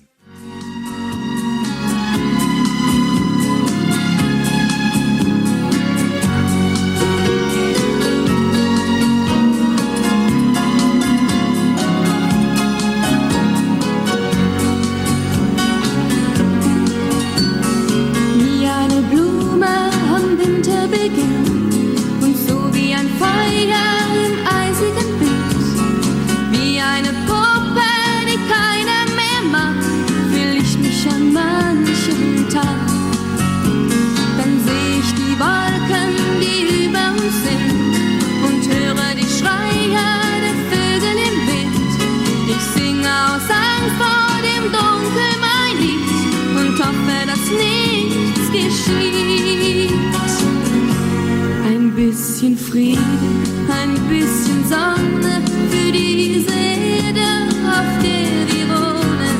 Ein bisschen Frieden, ein bisschen Freude, ein bisschen Wärme, das wünsche ich mir. Ein bisschen Frieden, ein bisschen Träume und dass die Menschen nicht so oft weinen. Ein bisschen Frieden, ein bisschen Liebe, dass sich die Hoffnung nie mehr verliert. Ich weiß, meine Lieder, die enden nicht viel. Ich bin nur ein Mädchen, das sagt, was es fühlt. Allein bin ich hilflos, ein Vogel im Wind, der spürt, dass der Sturm... En 1990, gracias al transbordador espacial Discovery, es elevado al espacio el telescopio espacial Hubble, proyecto conjunto de la NASA y de la Agencia Espacial Europea, el cual orbita a unos 540 kilómetros de la Tierra y sigue en activo al día de hoy, 36 años después, bautizado en honor del astrónomo estadounidense Edwin Hubble, a quien debemos la demostración del fenómeno de la expansión del universo al ser capaz de medir el corrimiento de galaxias que se venía produciendo, hecho a partir del cual se establece la teoría del Big Bang, sobre la base de que si el universo se encuentra en expansión, debe de haber existido algún momento en el pasado en el que se hallara sumamente concentrado en un punto de mínima dimensión y máxima energía, estallando en una gigantesca explosión que alimentaría esa expansión que aún hoy somos capaces de observar.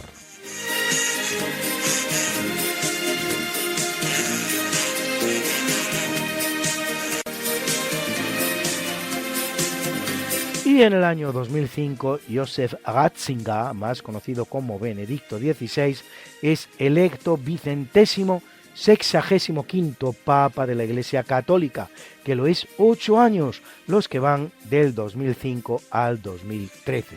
Extraordinario teólogo, Papa de elevadísima cultura y sencillísimo lenguaje, es autor de 3 encíclicas y de 4 exhortaciones apostólicas. Gran amante de España, que visitará nada menos que 3 veces, 2 menos que Juan Pablo II, pero proporcionalmente a la duración de su reinado, incluso más. Decidido impulsor del ecumenismo, será el primer papa en muchos siglos que abandone el solio pontificio mediante abdicación.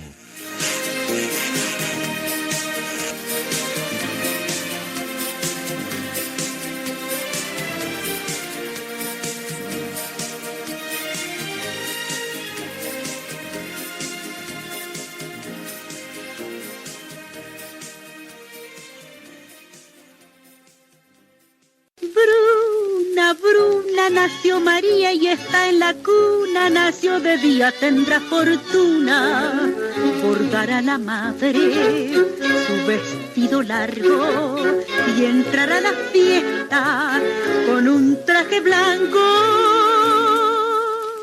y será la reina cuando María cumpla 15 años.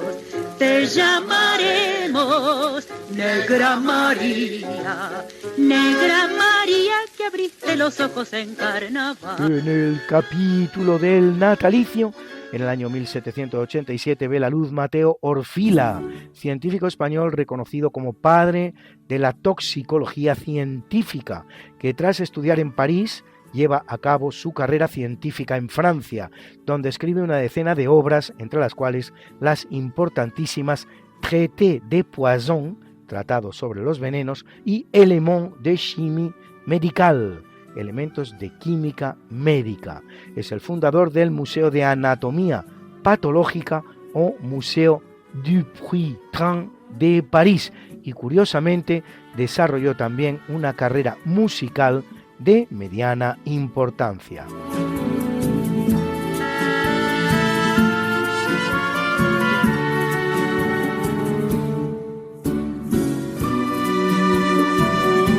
En el año 1880 nace en Suecia Gideon Sandback, inventor de la cremallera, que mejorará la de Whitcomb Jackson, con cuya hija, por cierto, se casa. La cremallera se convierte en elemento imprescindible durante la Primera Guerra Mundial, particularmente para la vestimenta militar, y de ahí en más no ha dejado de ampliar sus prestaciones y ganar en facturación. Luis. ¿Qué pasa, Mariate? ¿Les has recordado ya a nuestros oyentes lo de nuestro programa? Hija, qué susto. Pues no, la verdad. Pues hay que hacerlo, Luis. Pues sí, amigos, porque todos los jueves a la 1 de la mañana y muchos domingos a las 3 de la tarde, Mariate Aragonés, que es mi mujer, y este servidor, estamos de nuevo con ustedes contándoles más y más historia. Pero historia de la buena, con mayúscula. En el programa Esta no es una semana cualquiera. Y con la mejor música. Mariate, ¿y los que no puedan escucharnos en directo? Siempre pueden entrar en el podcast del programa. Esta no es una semana cualquiera. Acuérdense, esta no es una semana cualquiera. Y escucharlo a la hora a la que más les guste escuchar la radio. Pues ya lo saben, amigos, esta no es una semana cualquiera. Con Mariate Aragonés y Luis Antequera. La historia como es. Y no como nos gustaría que fuera.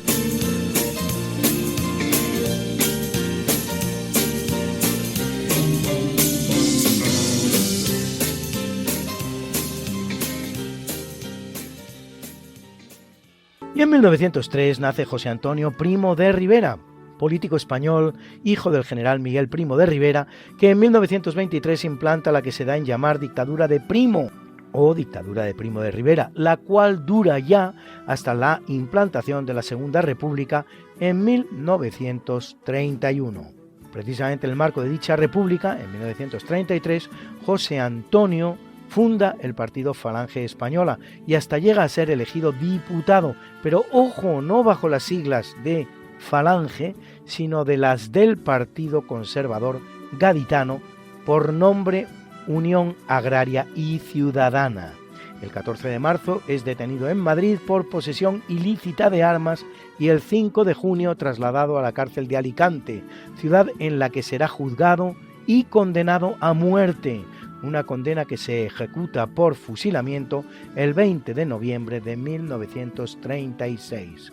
Un fusilamiento en el que el odio hizo acto de presencia como pocas veces en un acto tan de por sí macabro como pueda ser un fusilamiento, disparando los verdugos a las piernas y miembros del fusilado de cara a prolongar su agonía y sufrimiento.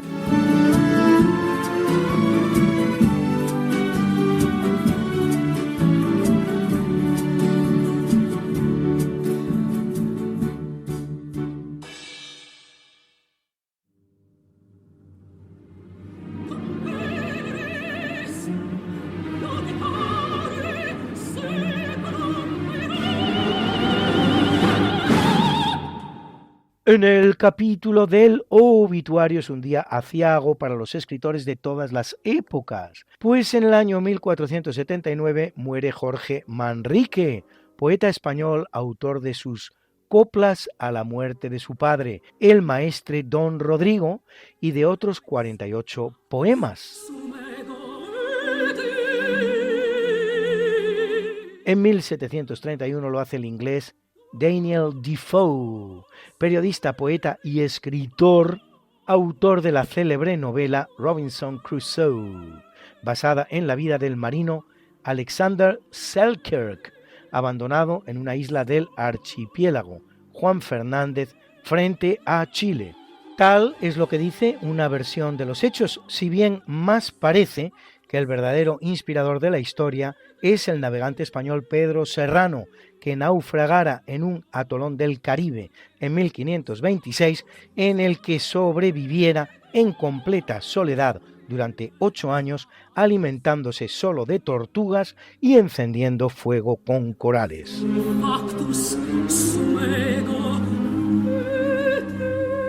Y en 1980 el que muere es Alejo Carpentier, de nacionalidad cubana y lengua española, pero nacido en Suiza, hijo de padre francés y de madre rusa, y muerto en París, autor de la novela El reino de este mundo.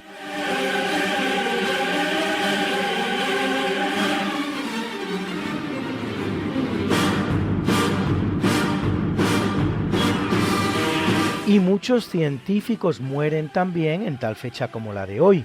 Así, en 1952 fallece Hendrik Anthony Kramers, físico holandés, autor de destacados trabajos sobre la aplicación de la teoría cuántica a las propiedades de la materia.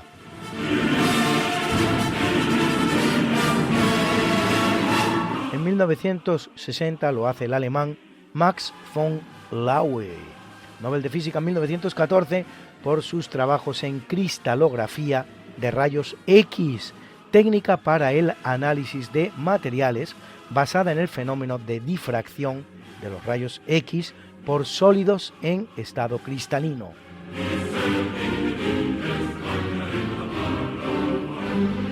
Y en 1964, el también alemán Gerhard Domack, Nobel de Medicina 1939 por el descubrimiento de la sulfonamida Prontosil, primera droga efectiva contra las infecciones bacterianas, obligado por el régimen nazi a rechazar el premio, que recogerá finalmente en 1947, terminada ya la Segunda Guerra Mundial con la derrota de Hitler, introductor también del uso de la tiosemicarbazona en el tratamiento de la tuberculosis y estudioso de la quimioterapia contra el cáncer.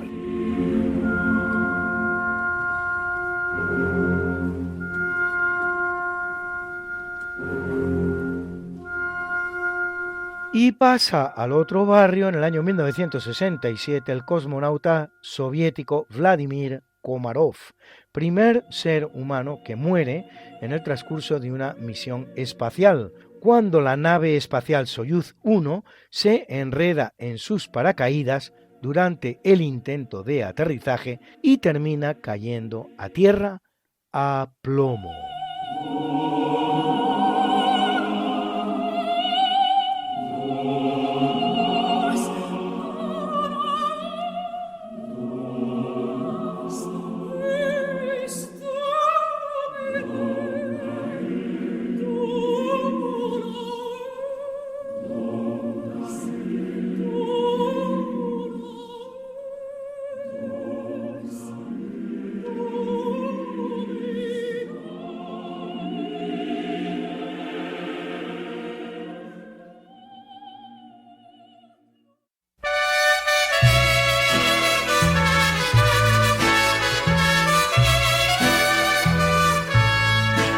Estas son las mañanitas que cantaba el rey David. Hoy por ser día de tu santo, te las cantamos aquí. Despierta, mi bien, despierta, mira que ya amaneció. Y felicitamos hoy al estadounidense Roger D. Kornberg, Nobel de Química 2006 por el descubrimiento de la estructura tridimensional del complejo enzimático ARN polimerasa 2 de la levadura, enzima clave en el proceso de transcripción genética en las células eucarióticas, mediante el cual se copia la información del ADN al ARN, que cumple 79. ¡Felicidades, maestro! Y a dos grandes de Hollywood, Shirley MacLaine, una de las primeras niñas prodigio de la séptima de las Bellas Artes, ganadora del Oscar a la mejor actriz por La fuerza del cariño, que cumple 92, y a una de las mujeres más extrañamente exóticas de la historia del cine, Barbra Streisand, una maravillosa fea guapa o guapa fea, como decían de Katharine Hepburn, gran actriz, cantante y compositora, protagonista de la hilarante película ¿Qué me pasa, doctor?, Oscar a la mejor actriz por Funny Girl y a la mejor canción por A Star is Born. Ha nacido una estrella, que cumple 84 y lo celebra con nosotros con este maravilloso tema titulado Memory.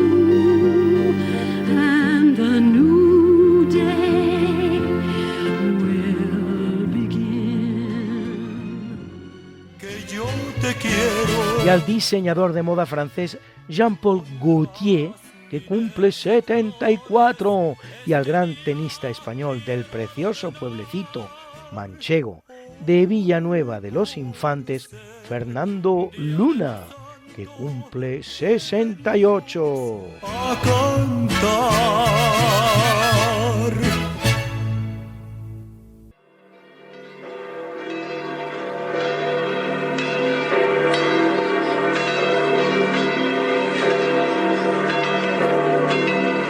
Y celebra la Iglesia Católica a Sabas Alejandro Eusebio Leoncio Longinos y Fidel de Sigmaringa, mártires, Amelito Gregorio y Honorio, obispos, a María Eufrasia Pelletier, fundadora, a Diosdado Bova y Dova, abades, y a Egberto, presbítero.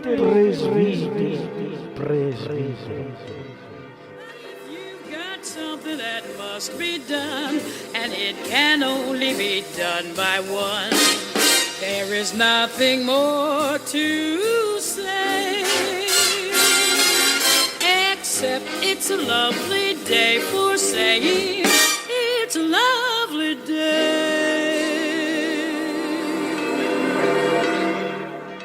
Luis Antequera nos acaba de decir que hoy celebramos a San Longinos. Busquen información sobre ese santo, se van a sorprender. Es un soldado romano que mató a Cristo. Muy buenas noches a todos. Yo soy R², Ruth Ramírez, y bienvenidos una vez más a la sección de cómo entender eso que no entiendo. ¿Alguna vez habéis visto canas de diferentes colores? Hoy explicaremos por qué pueden ser de distintos colores. Espero que disfrutéis. Así que comencemos. Alegría, come un lampo di vita, alegría, come un pazzo gridar, alegría, bel delittuoso grido, vera ruggente pena, se re, come la rabbia di amar, alegría, come una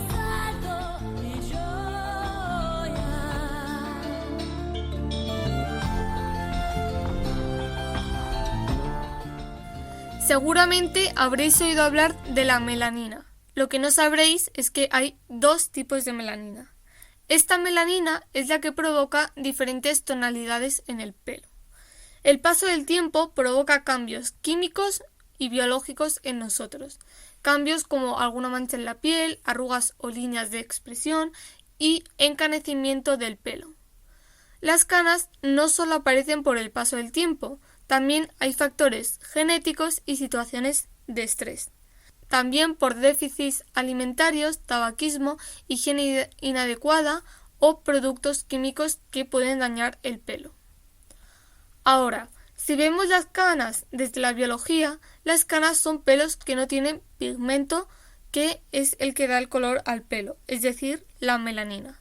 Esta melanina puede ser de dos tipos, que son la eumelanina y feomelanina. La eumelanina puede ser marrón y negra. No solo está en el pelo, también puede estar en la piel y en el iris. Su concentración es la responsable de la coloración negra, rubia y castaña del pelo. En las personas, este tipo de melanina es la más común en personas de piel oscura. Y luego, la feomelanina se encarga de las tonalidades que van del rosa al rojo y está en grandes cantidades en personas con el pelo pelirrojo y en los labios. Cuando estos dos tipos de melanina se combinan es donde aparecen las variedades de color de pelo que existen en el mundo. La célula que se encarga de crear la melanina son los melanocitos, que además de transformar la melanina a queranocitos, son células que producen queratina. Cuando los melanocitos dejan de funcionar, ya no hay ese transporte a los queranocitos. Es cuando empiezan a aparecer las canas. Ya que no hay melanina, no hay un cabello teñido. No puede verse ni verde, ni rojo, ni de ningún color. Así que se vuelven blancos. Viendo las canas desde un aspecto bioquímico, cuando aparecen las canas, se guarda una relación con la disminución de la actividad de una enzima que es el MSR, que se neutraliza con peróxido de hidrógeno, que consiste en inhibir una de las enzimas necesarias para producir melanina. Básicamente que cuando hay más peróxido de hidrógeno no producimos suficiente melanina. Ahora bien, todos hemos podido observar que no todas las canas aparecen de la misma forma. Hay personas por las que comienza por debajo de la cabeza hasta que se cubre toda la cabeza de canas. Eso se llama canicie fisiológica. Luego hay personas que empiezan por unos mechones localizados como pueden ser en cejas o pestañas y a estos se les llama poliosis. Y por último, un grupo más que es la canicie repartida, de forma discontinua por todo el pelo. Esto se conoce como canicie anular. En 2020, un grupo de investigadores de la Universidad de Harvard hizo un estudio en ratones para conocer la relación que había con el estrés y las canas. Los científicos llegaron a la conclusión de que el motivo tenía relación con el sistema nervioso simpático. El estrés activa el sistema nervioso simpático, incluyendo la liberación de noradrenalina que actúa sobre las células de Mira cómo plancha, menudo arte. y provoca que se activen de forma excesiva. Esto hace que se activen muchos melanocitos y se acaben antes. Esto fue un estudio que demostró la relación de estrés con las canas, algo que parecía evidente pero que no estaba probado científicamente. Espero que hayáis disfrutado y aprendido algo nuevo. Buenas noches y hasta la próxima.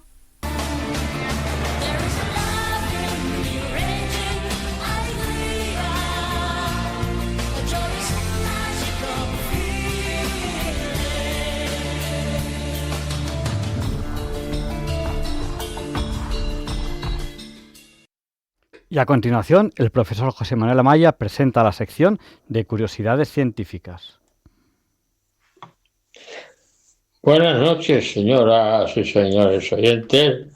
Soy José Manuel Amaya y, como siempre, es un honor dirigirme a ustedes desde esta emisora y en este extraordinario y magnífico programa dirigido por el profesor don Javier Ángel Ramírez, doctor ingeniero de minas y arquitecto.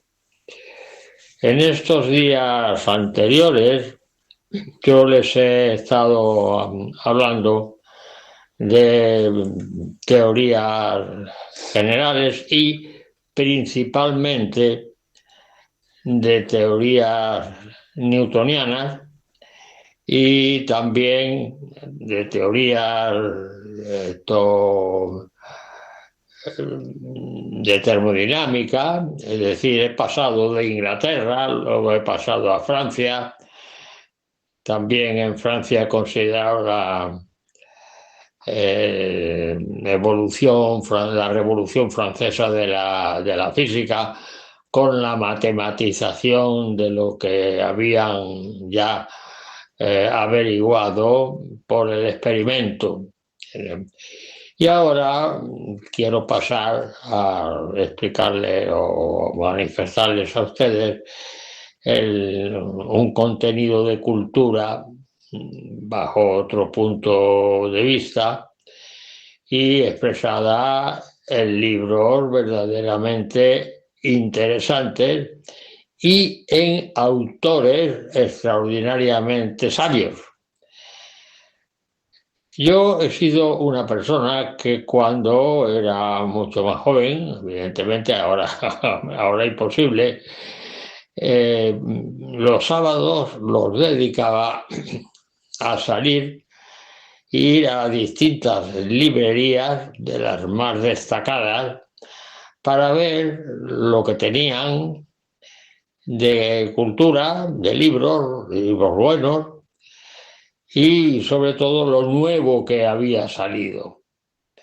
En estas librerías, cuyo nombre no voy a dar, como es obvio, pues había libros verdaderamente interesantísimos. Sí.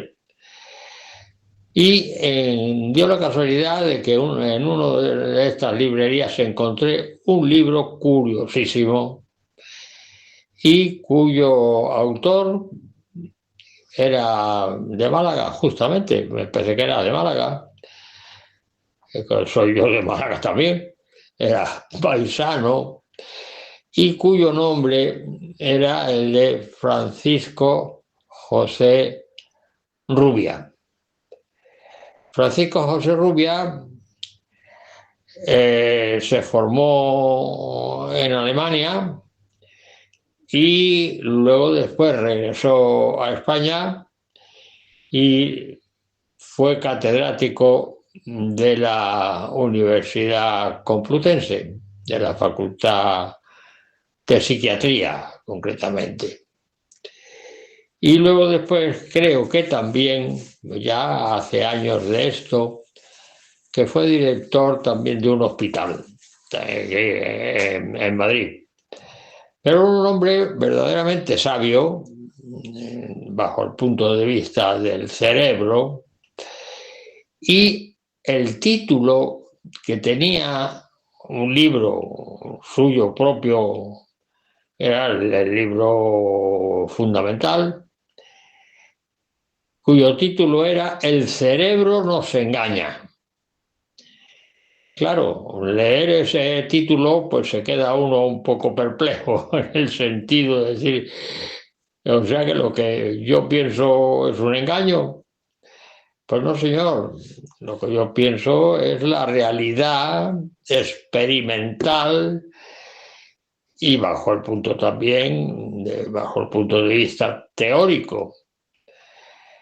Y había unos hechos curiosísimos en cuanto a los cambios que se daban en la percepción del exterior a una determinada colectividad de individuos.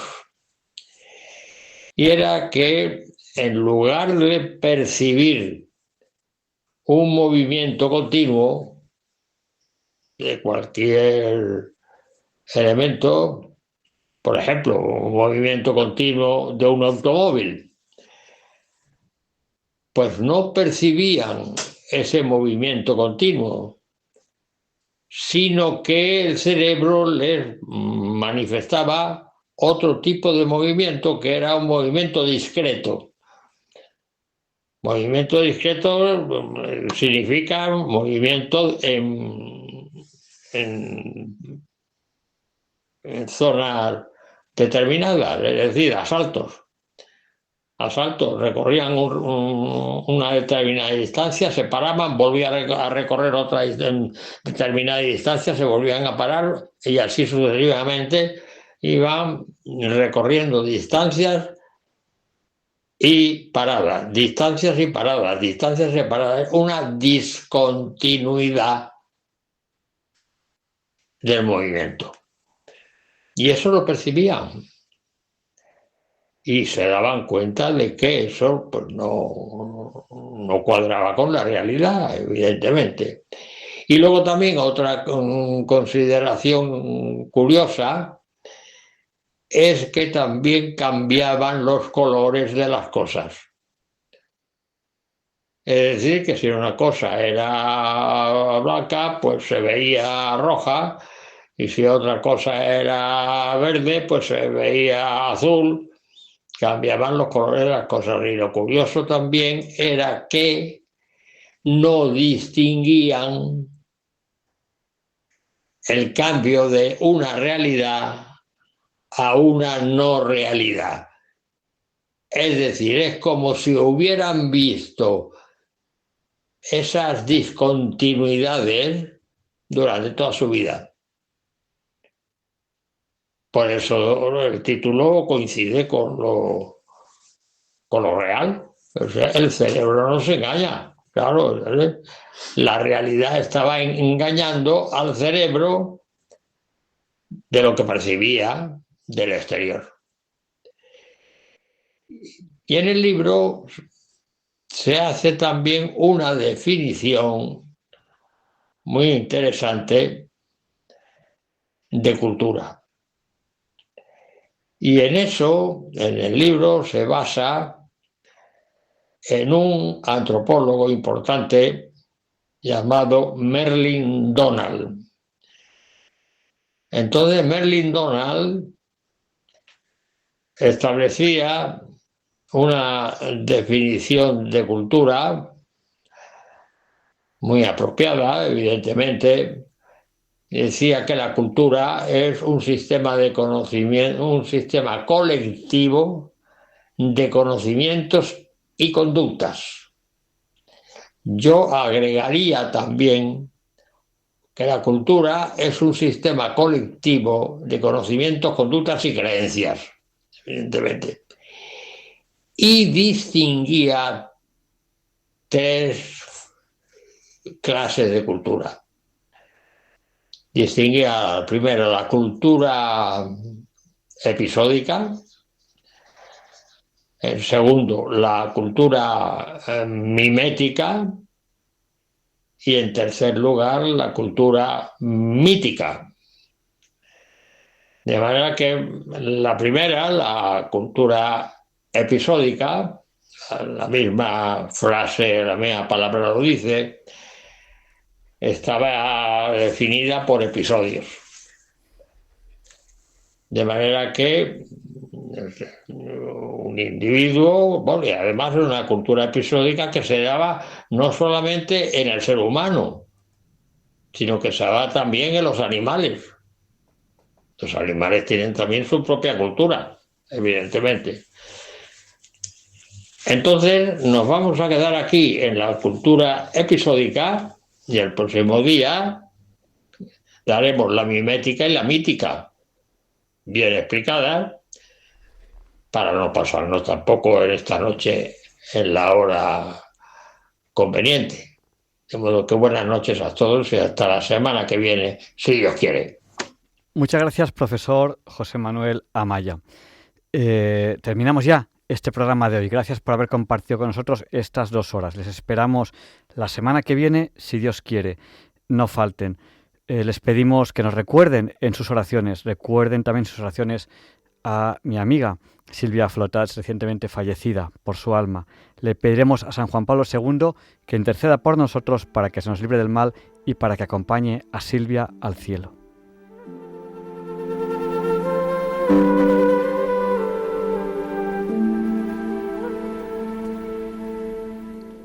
Y así concluye en Radio María el programa Diálogos con la Ciencia, dirigido por Javier Ángel Ramírez.